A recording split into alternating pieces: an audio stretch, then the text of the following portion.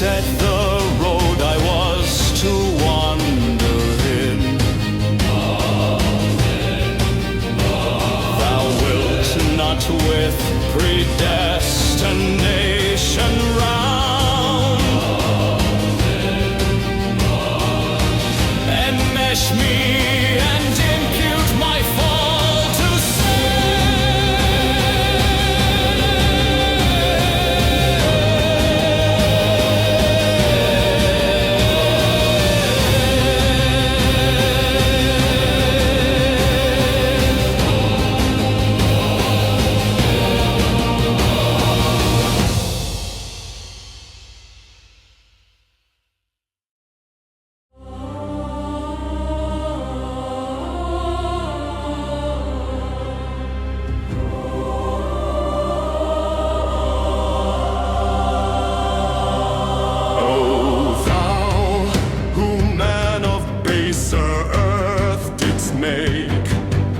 and who with Eden didst devise the snake. For all the sin wherewith the face of man is blackened, man's forgiveness give and take.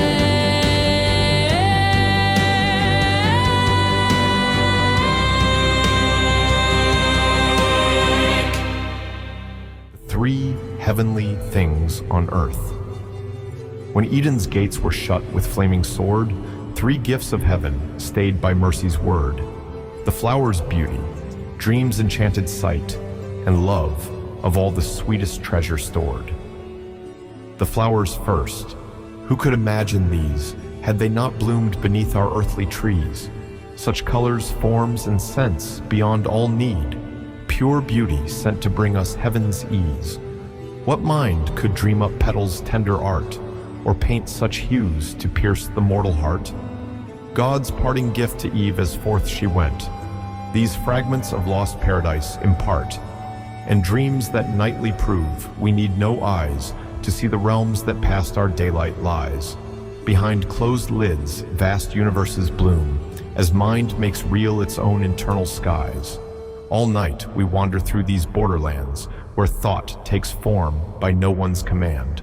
Our private theater of unlimited shows, where heaven's curtain thins at sleep's demand. Yet love remains the greatest gift of three, the force that sets our earthbound spirits free. What life were worth the living without this taste of heaven's own eternity? These three together prove some higher sphere once touched our world and left its traces here. For who could think such glory up from dust, or conjure heaven's light from earth so drear? See how they weave together, these bright three. Love brings forth flowers, dreams set visions free, while flowers spark dreams of beauty yet unknown, and dreams of love shape what our world might be. Each points toward realms beyond our mortal sight, like windows letting through celestial light. Though paradise be lost, these gifts remain to guide us through our earthbound spirit's night. The flower fades, the dream dissolves by day. Even love's sweet flush must change along its way. Yet, in their very transience, they show their heaven-born nature that can never stay. So gather roses while their petals hold, and cherish dreams that night may yet unfold. But most of all, let love transform your days. These three make earth's dust shine with heaven's gold. Adam said, "What can I get for just a rib?" Well, for economy class, you'll get someone who might occasionally pass the remote, share some pizza, but won't clean the cave. And good luck getting her to mow any grass. How about throwing in some basic repairs? Someone who at least cares if the fig leaves need mending. That's the deluxe package, costs way more shares. Could I perhaps get a trial period? 3 days to test? No returns and no exchanges once the rib is flowed. But will she at least help tend Eden's flowers? She'll critique your technique for endless hours, then plant her own garden exactly her way. Fine, I'll take what I can get. You won't live to regret this bargain basement deal. For that one rib, you'll get more than you know, my safe bet. The surgery done, Eve opened her eyes, looked at Adam's bachelor paradise, said,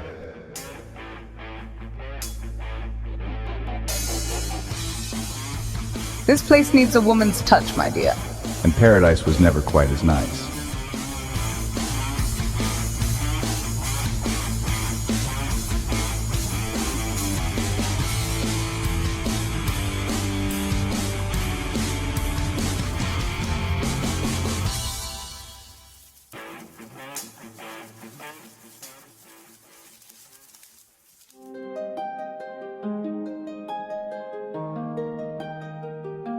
Listen again one evening at the close of Ramazan, ere the better moon arose. In that old potter's shop I stood alone, with the clay population round in rows. It chanced into a potter's shop I strayed. He turned his wheel and deftly plied his trade, and out of monarchs' heads and beggars' feet, fair heads and handles for his pitchers made. In a potter's shop stood the earthen lot of vessels in converse, though some spoke not, and lo, one lifted up his lid and cried, Who is the potter and who's gone to pot?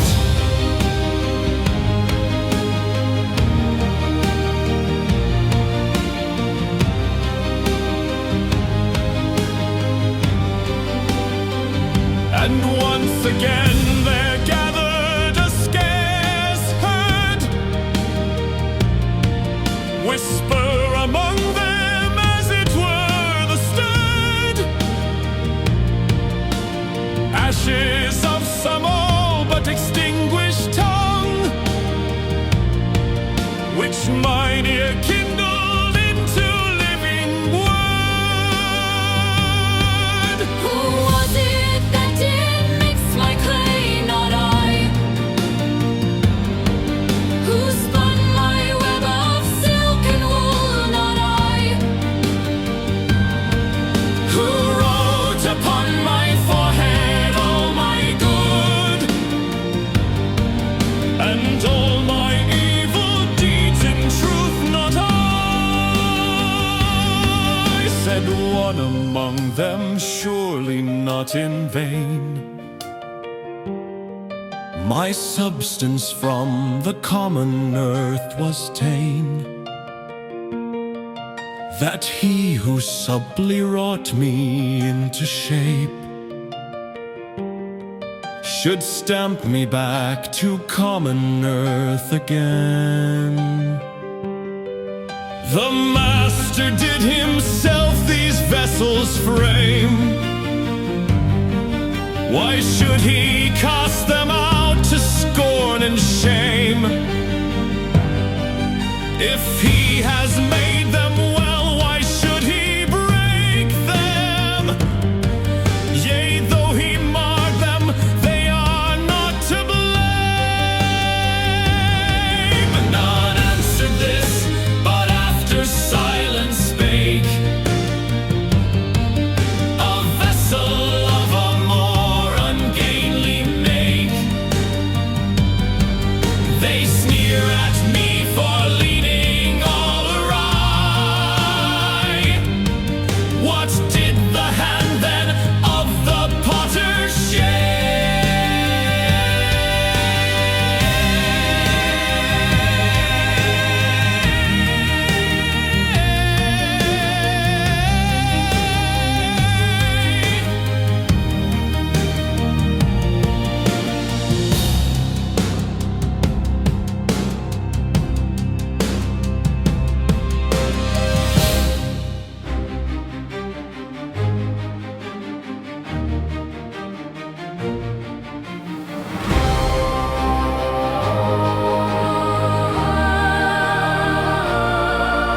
And strange to tell, among that earthen lot, some could articulate while others not. And suddenly one more impatient cried, "Who is the potter, pray? And who the pot?"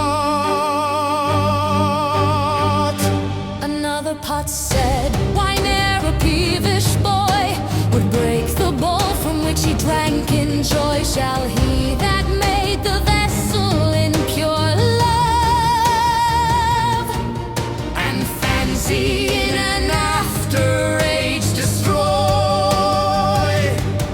There is a chalice made with wit profound, with tokens of the maker's favor crowned. Yet the world's potter takes his masterpiece And dashes it to pieces on the ground.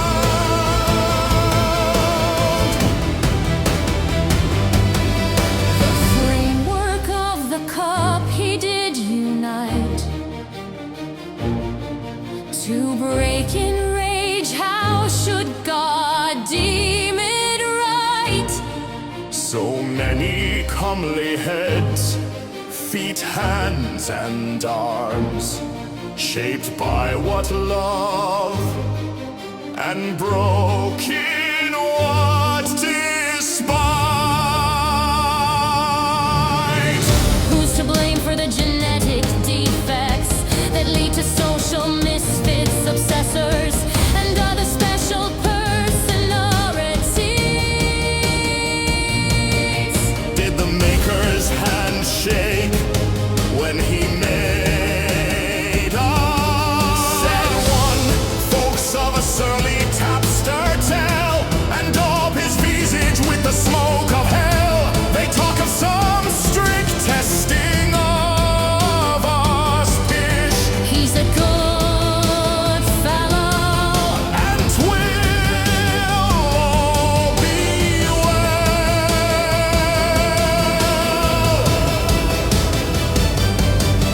Then said another with a long-drawn sigh, "My clay with long oblivion is gone dry."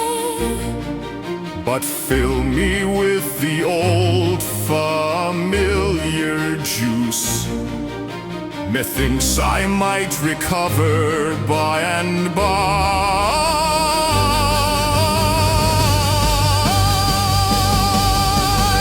After I'm tread in the stead of the dead and rooted up after my blood's drained red, see to it that naught but a wine jug's made. For its scent will restore my spirit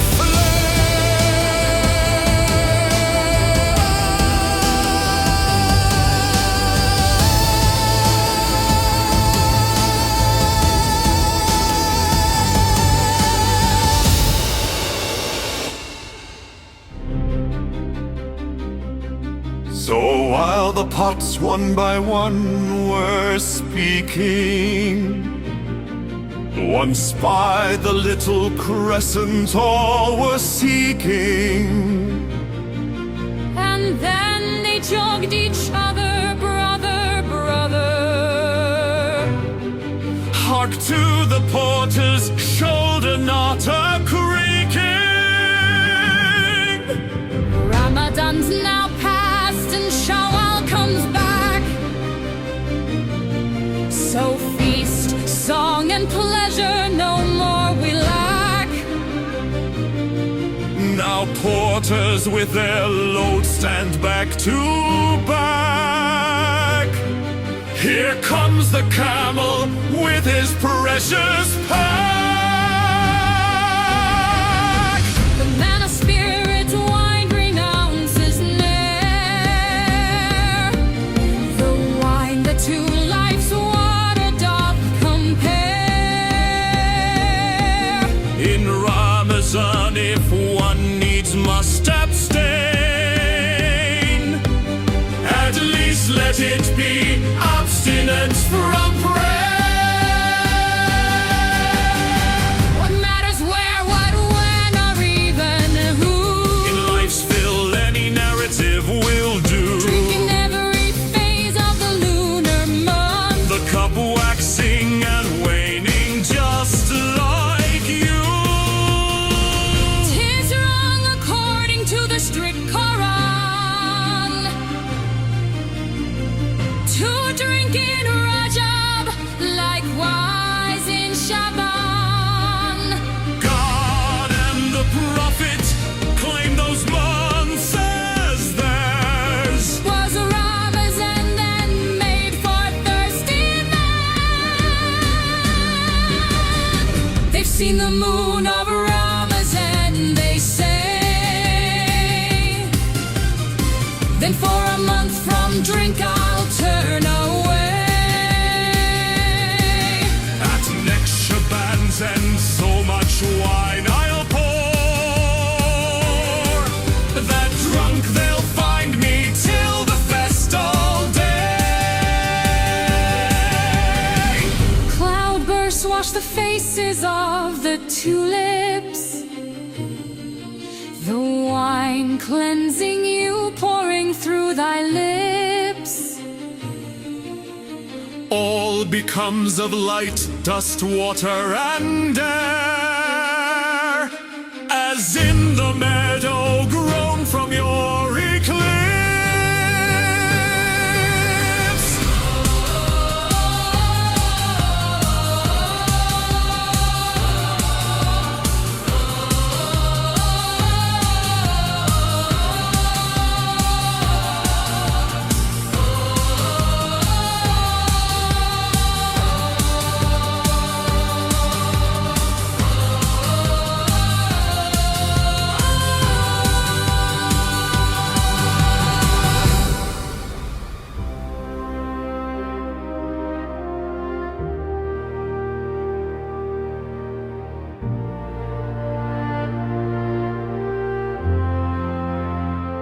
In the afterlife, they tell hours dwell, and fountains run with wine and oxymel.